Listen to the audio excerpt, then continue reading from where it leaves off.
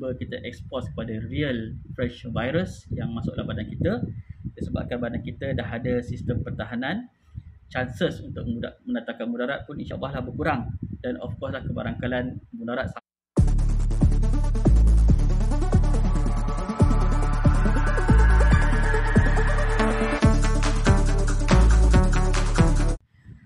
Assalamualaikum warahmatullahi wabarakatuh. Baru-baru ni ada seorang kawan bertanya saya tentang booster dose ataupun dos penggalak ni. Tanyanya, ada ke booster dose ni kena sampai 8 sampai 10 dos?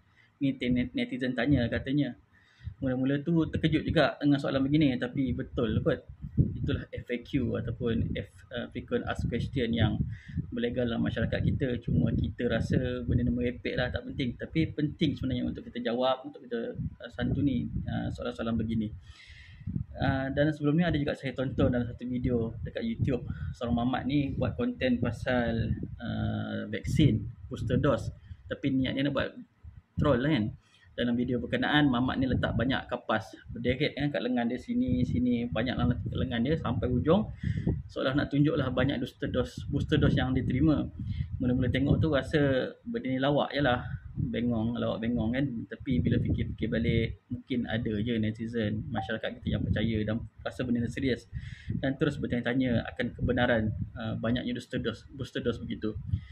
Oleh itu saya nak ucap terima kasih kepada kawan saya yang bertanya tu sebab kemukakan soalan yang tadi tu. Sebenarnya begini, setakat ni di negara kita, kita dah ada dos ketiga sebagai booster dose untuk golongan dewasa. Maksudnya selepas lengkap 2 dos yang pertama, kita ada dos yang ketiga sebagai booster dose ataupun kita panggil sebagai dos penggalak. Tapi persoalannya sekarang, lepas dos yang ketiga ni, adakah dos booster yang seterusnya? Okey. Jawapannya tak ada orang yang tahu. Sama ada kita rakyat biasa atau mereka yang berada di atas sana sebagai policy maker, hatta Perdana Menteri pun, Yang Berhormat Menteri Kesihatan pun, Ketua Pengarah Kesihatan pun, pakar-pakar kesihatan sendiri pun tak tahu.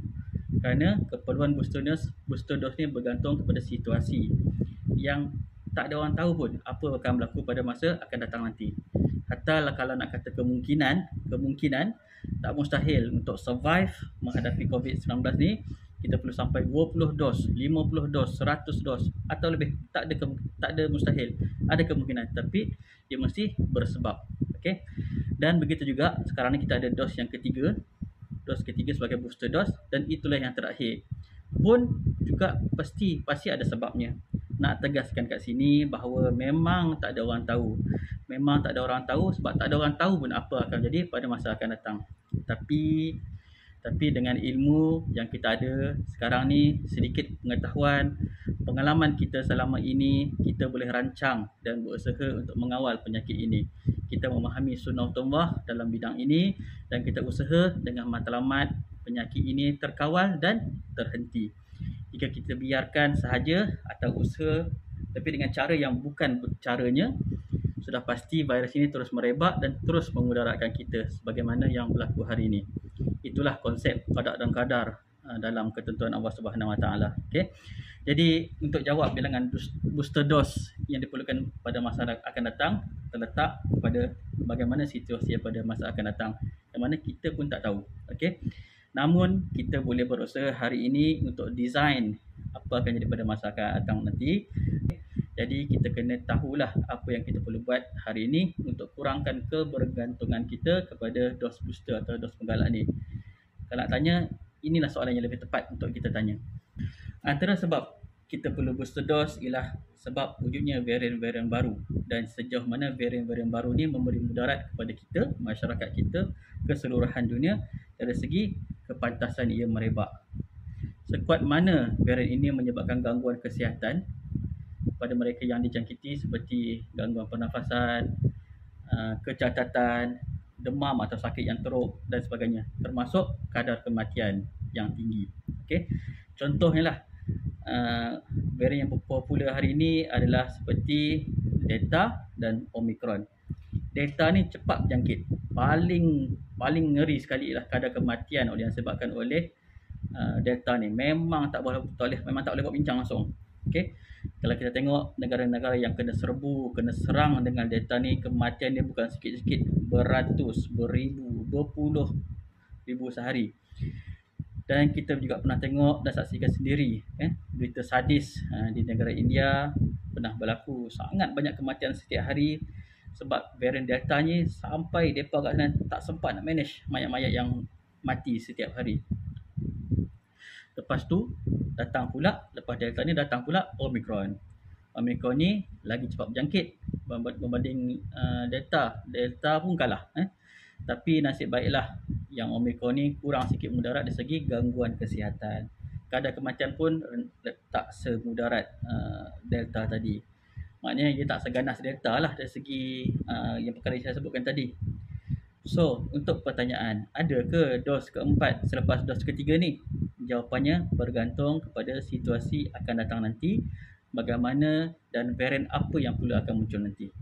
Lepas tu, bila dah muncul, ganas ke tak ganas? Ini pun kita tak tahu sekarang ni. Kata kuncinya ialah kita usaha untuk elakkan munculnya varian baru. Antara long term approach yang kita boleh buat untuk elakkan munculnya varian barunya ialah pertingkatkan vaccination coverage. Sebab bila mana kita terima vaksin, badan kita akan develop sistem pertahanan untuk melawan virus yang masuk. Katakanlah kita dah ada sistem pertahanan lepas vaksinasi, tiba-tiba kita expose kepada real fresh virus yang masuk dalam badan kita, disebabkan badan kita dah ada sistem pertahanan, chances untuk mendatangkan mudarat pun insya-Allah lah berkurang. Dan of course lah kebarangkalan mudarat sampai boleh mati pun insya-Allah akan kurang dengan izinnya.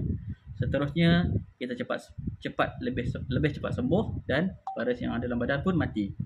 Tapi berbeza dengan orang-orang yang tak terima vaksin lagi, secara bandingannya kita boleh katakan badan orang yang tak terima vaksin ni lebih subur untuk menjadi perumah kepada virus dan tempat virus itu membiak. Seterusnya menjangkiti orang lain pula. Jadi bibit-bibit pembiakan virus yang berlaku dalam badan ni, yang berlaku secara aktif ni, biasanya akan menjadi bibit-bibit kelahiran varian baru. Benda ni agak detail lah kalau nak discuss, tapi mudahnya begitu. Mudah kata, mereka inilah golongan-golongan yang tidak menerima vaksinasi inilah yang sama ada mereka sedar atau mereka tidak sedar, mereka mungkin telah menjadi punca pada wujudnya varian-varian baru yang kemudiannya bukan sahaja memudaratkan diri mereka tetapi memudaratkan orang-orang di sekeliling mereka dan negara mereka dan seluruh dunia. Dan itulah yang berlaku lepas kita katakan virus orange daripada Wuhan, wujud alpha, wujud beta, wujud gamma, wujud delta dan terkini Omicron. Delta lahir di India sebab vaccination coverage kat sana sangat rendah pada masa tu. Akhirnya situasi itu menjadi bom jangka yang melahirkan delta dan sudah membunuh ramai manusia. Lepas tu datang pula Omicron. Omicron ni dari segi data lahir daripada banyak negara, tetapi antara yang saya nampak sangat signifikan kalau kita nak sebut, Omicron ni lahir di benua Afrika yang mana di sana vaccination rate sangat rendah, vaccination coverage sangat rendah di sana. Bila vaccination coverage rendah dalam satu populasi, virus itu akan menjadi subur dalam populasi berkenaan dan chances melahirkan varian baru sangat tinggi seperti mana yang telah dan sedang berlaku sekarang ni. Jadi kalau kita bertanggungjawab untuk kesihatan kita dan orang-orang di sekeliling kita, pilihlah ambil vaksin. Okey, dah lengkap 2 dos, ambil booster pula. Kat Malaysia ni sangat mudah. Vaksin COVID-19 ni pun percuma. Daftar pun online je dalam MySejahtera. Jadi apa lagi alasan yang kita nak bagi untuk excuse, melainkan untuk mereka-mereka yang ada masalah alergik atau faktor-faktor lain yang tidak mengizinkannya. Dan selepas selesai dos ketiga, just wait and see. Serahkan what next kepada ahlinya. Kita semua pun tak tahu keperluan untuk dos keempat, kelima, keenam dan seterusnya.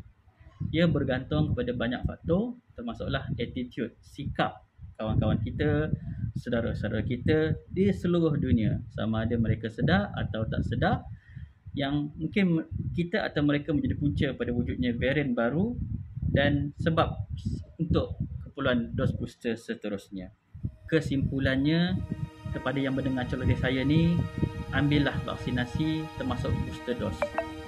soal ada lagi ke dos keempat, kelima, keenam dan seterusnya, jangan risau. Kita serahkan sahaja kepada ahlinya dan itulah sikap yang betul perlu ada dalam diri kita. Jika anda rasa perkongsian saya ini bermanfaat, sudi-sudilah share kepada yang lain. Mudah-mudahan apa sahaja yang berada dalam kotak pemikiran kita terjemahkan dalam bentuk tindakan yang kita sandarkan kepada ilmu. Mudah-mudahan dengan itu Allah pelihara kita, Allah pelihara keluarga kita, negara kita dan semua masyarakat sejagat sedunia. Subhanallah. Okey, itu saja. Assalamualaikum warahmatullahi wabarakatuh. Okay, bye.